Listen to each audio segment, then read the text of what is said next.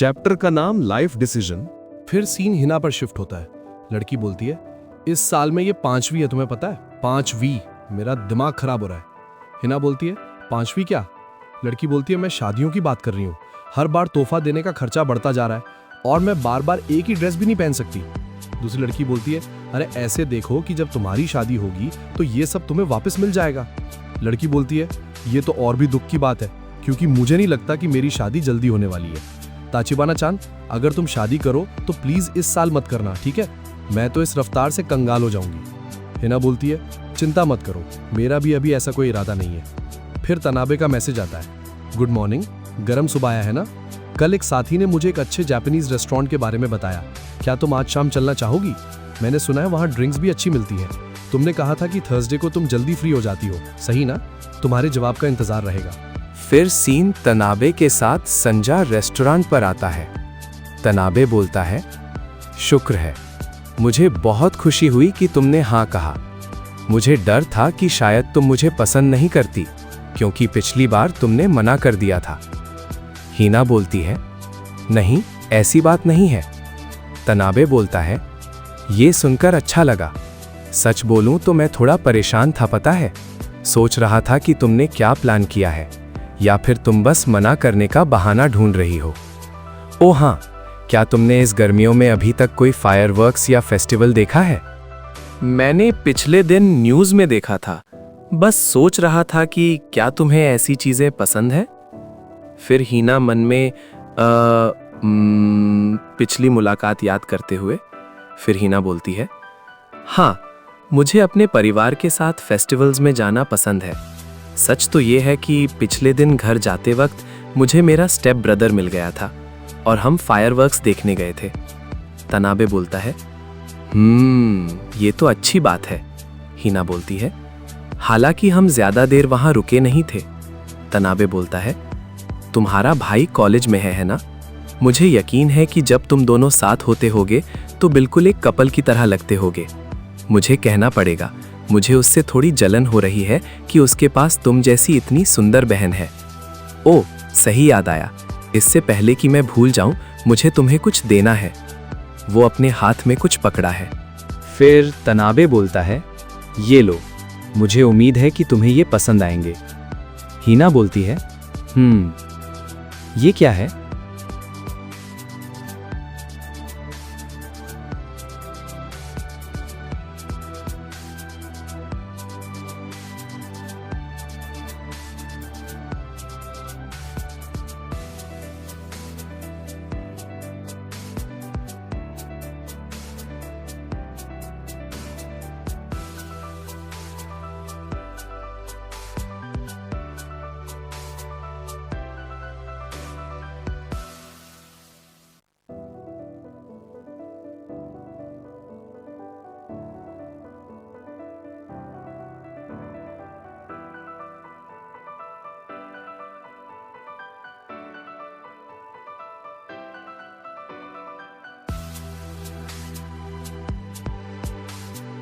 फिर घर पर जाकर हीना उन हील्स को देखती है और फिर सोचती है नात्सु की बात जो वो बोल रहा था।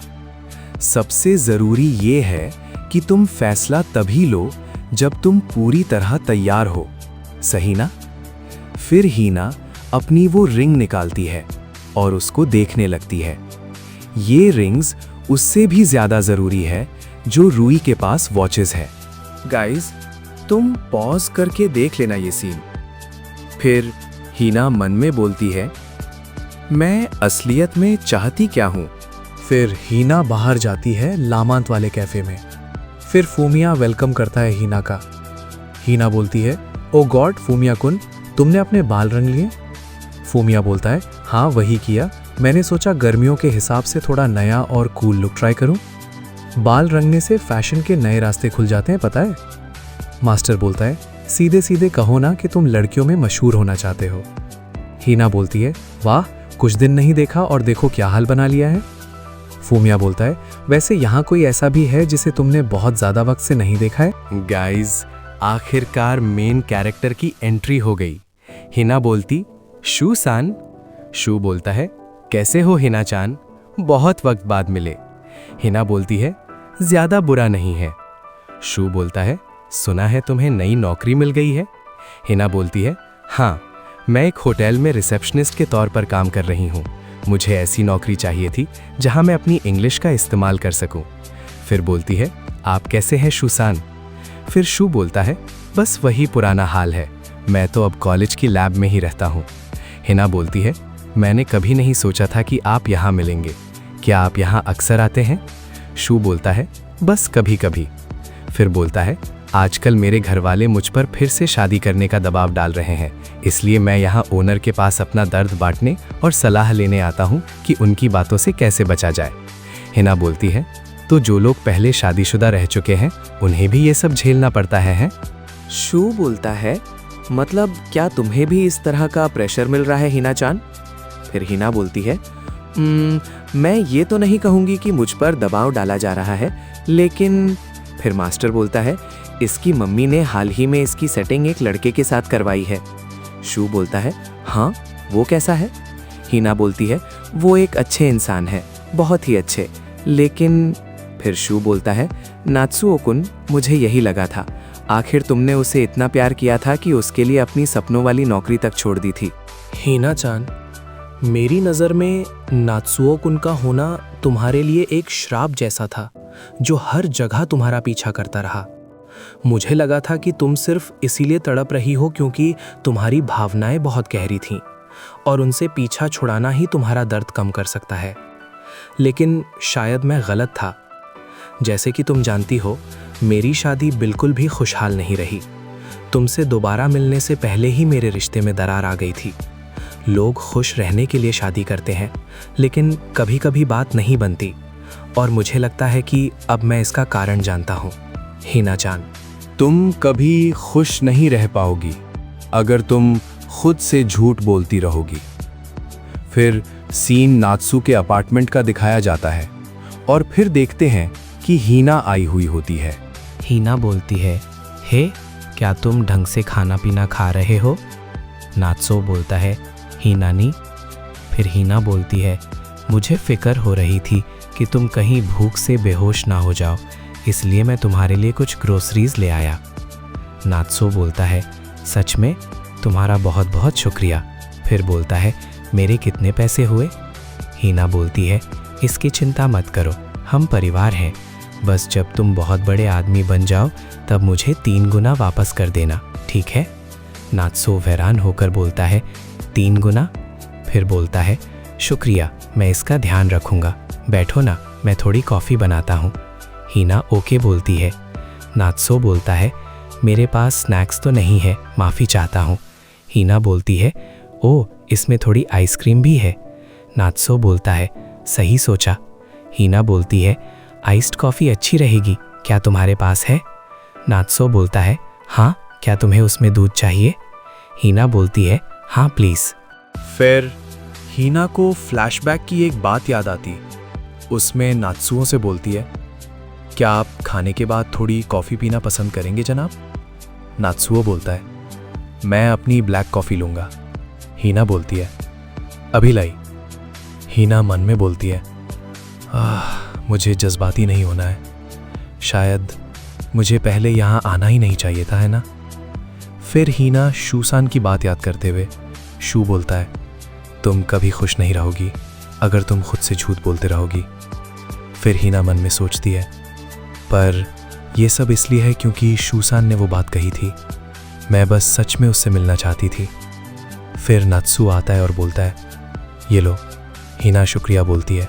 नात्सुओ बोलता है, क्या तुम्हें स्ट्रॉबेरी चाहिए या चॉकलेट चिप? हीना बोलती है, तुम चुन लो। नात्सुओ बोलता है, फिर मैं चॉकलेट लूँगा। फिर से शुक्रिया। फिर थोड़ी देर बाद बोलता है, वाह, मज़ा आ गया, गर्मियों में आइसक्रीम से बेहतर और कुछ नहीं है ना? मेरे दिमाग को इस शुगर की सख्त ज़रूरत थी।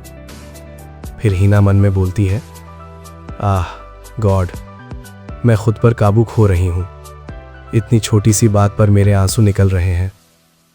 फिर हीना बोलती, मैं तुम्हारा बाथरूम इस्तेमाल कर रही हूँ, ठीक है? फिर हीना बाथरूम में बोलती है, ये बहुत मुश्किल था, मैं क्या कर रही हूँ?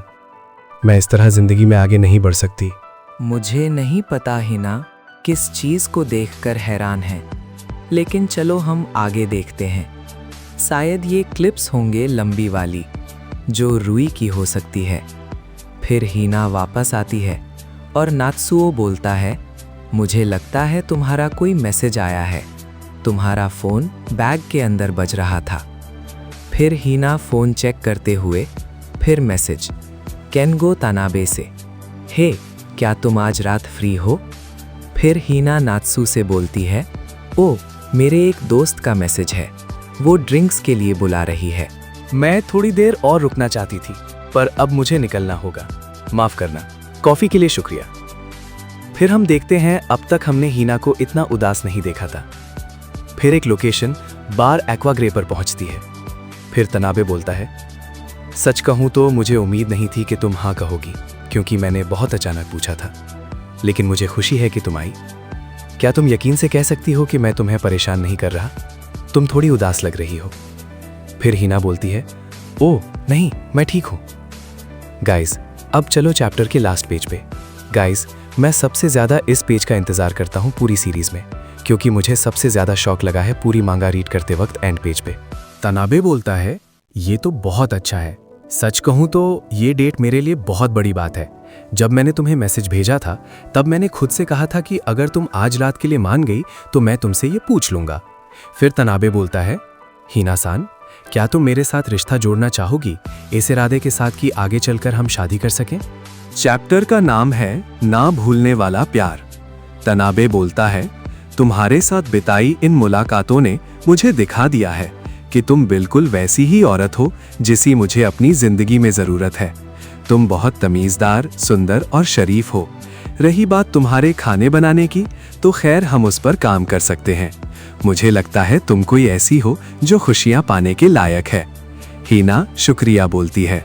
लेकिन क्या मुझे इस बारे में सोचने के लिए थोड़ा वक्त मिल सकता है प्लीज? फिर तनाबे शौक हो जाता है ये बात सुन के। फिर हीना बोलती है, माफ़ी चाहती हूँ, मैं बस थोड़ी हैरान हूँ, मैं ये सब सुनने के लिए बिल्कुल तैयार नहीं थी। तनाबे बोलता है, ओह हाँ, तुम सही कह रही हो, मुझे माफ़ कर दो। मैंने तो आज ही तुमसे पूछने का मन बना लिया था, पर शायद तुम्हारे लिए ये सब बहुत अचानक हो गया है ना। मुझे लगा शायद आज रात तुम्हारा यहाँ आना एक तरह का ग्रीन लाइट था। खैर जो भी हो, मैंने तुम्हें बता दिया है कि मैं क्या महसूस करता हूँ। प्लीज इस बारे में ध्यान से सोचना। फिर होटल रिसेप्शन का सीन दिखाया जाता, जहां हीना काम करती है। लड़की बोलती है, हे क्या तुम्हें ताचिबाना चांद थोड़ी उदास नहीं लग रही? दूसरी लड़की बोलती है, वो काम तो ठीक से कर रही है, लेकिन उसकी आवाज में जैसे जान ही नहीं है। लड़की बोलती है, क्या तुमने अभी ध्यान दिया? मैंने तो 2 दिन पहले ही समझ लिया था कि कुछ गड़बड़ है। दूसरी लड़की बोलती है, सच में? मुझे भी बताओ। लड़की बोलती है, नहीं, मुझे नहीं लगता कि हमें उसके मामले में दखल देना चाहिए, आखिर हम उसकी सीनियर्स हैं। दूसरी लड़की बोलती है, बात तो सही है। फिर सीन लंच पर शिफ्ट होता है। लड़की बोलती है, क्या हुआ, सब ठीक तो है ना? वो क्या है ना, तुम पिछले कुछ दिनों से थोड़ी उदास लग रही हो। दूसरी लड़की बोलती है, मुझे पता था कि ये लड़की खुद को रोक नहीं पाएगी। हीना बोलती है, ऐसा है क्या, माफ करना। लड़की बोलती है, अरे माफी मत मांगो, बस हम थोड़े फिक्रमंद थे इसलिए पूछा। अगर तुम्हें कोई चीज़ परेशान कर रही है तो तुम हमसे बात कर सकती हो, शायद हम तुम्हारी मदद कर सकें। हीना बोलती है, मुझे कुछ दिन पहले शादी के लिए प्रपोज किया गया है। लड़की बोलती है, क्या, तुम्हारा मतलब उसी लड़के ने जिससे तुम्हारी मम्मी ने मिलवाया था? हीना बोलती है, हाँ। लड़की बोलती है, वाह, उसने तो सीधा सवाल ही पूछ लिया, ये तो बहुत अच्छी बात है। ओह, लेकिन क्या यही बात तुम्हें परेशान कर रही है? तुम्हें ये आइडिया पसंद नहीं आया क्या? हीना बोलती है, शायद आप ऐसा कह सकते हैं, मैं अभी तक वो कदम उठाने के लिए पूरी तरह तैयार नहीं हूँ। देखिए, मुझे गलत मत समझिए, वो एक बहुत अच्छे इंसान है, लेकिन सच कहूँ तो मुझे यकीन नहीं है कि मैं उनके साथ हमेशा रहना चाहती हूँ या नहीं। बस मुझ में अभी तक कमिट करने की हिम्मत नहीं आई है, हालांकि मेरी ज़िंदगी में अब कोई और है भी नहीं। लड़की बोलती है, ये सच में बहुत बड़ा फैसला है। पर देखो, मेरे हिसाब से तो ये अच्छा मौका है। वो दिखने में हैंडसम है और उसका करियर भी बहुत बड़ा है। अगर मैं होती तो बिना सोचे तुरंत हाँ कह देती। फिर दूसरी लड़की बोलती है, और यही वजह है कि तुम हमेशा गलत लड़कों के चक्कर में पड़ती हो, क्योंकि तुम सिर्फ लड़के की खूबियां और उसका रुतबा देखती हो। लड़की बोलती है, मैं तो बस बदकिस्मत रही हूँ, बस इतनी सी बात है। फिर दूसरी लड़की बोलती है, टचीबाना सान, क्या तुम जानती हो कि किसी का असली कैरेक्टर कब पता चलता है? हीना बोलती है नहीं। लड़की बोलती है जब चीजें उनके हिसाब से नहीं चलती। हीना बोलती है आपका क्या मतलब है? लड़की बोलती है जब सब कुछ शांति से चल रहा हो तब तो कोई भी अच्छा बनकर दिखा सकता है, लेकिन लोग अपना असली चेहरा तब दिखाते हैं जब उन्हें वो नहीं मिलता जो वो चाहते हैं। क्या वो उस वक्त हालात को समझते हैं या बच्चों की तरह जिद करते हैं? क्या वो बस मुस्कुराकर आगे बढ़ जाते हैं या फिर वो गुस्सा दिखाते हैं और लोगों को अपने काबू में करने की कोशिश करते हैं? तुम्हें इस बात पर गौर करना चाहिए कि वो तुम्हारे फैसला लेने से पहले का वक्त कैसे बिताता है। इससे तुम्हें अंदाजा हो जाएगा कि फ्यूचर में उससे क्या उम्मीद रखनी चाहिए। गाइस, ये बात बहुत सही बोली है लड़की ने। अब आगे। फिर हिना काम खत्म करके निकलते हुए बोलती है मैं जा रही हूँ। कोवर्कर्स बोलते हैं अच्छा काम किया। हिना बाहर निकलकर अपना फोन चेक कर रही है।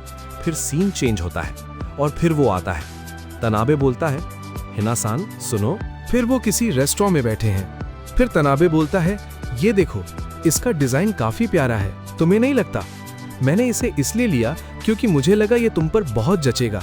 तुम इसे पहनकर क्यों नहीं देखती? फिर हिना बोलती है ओ नहीं, मैं इसे कबूल नहीं कर सकती।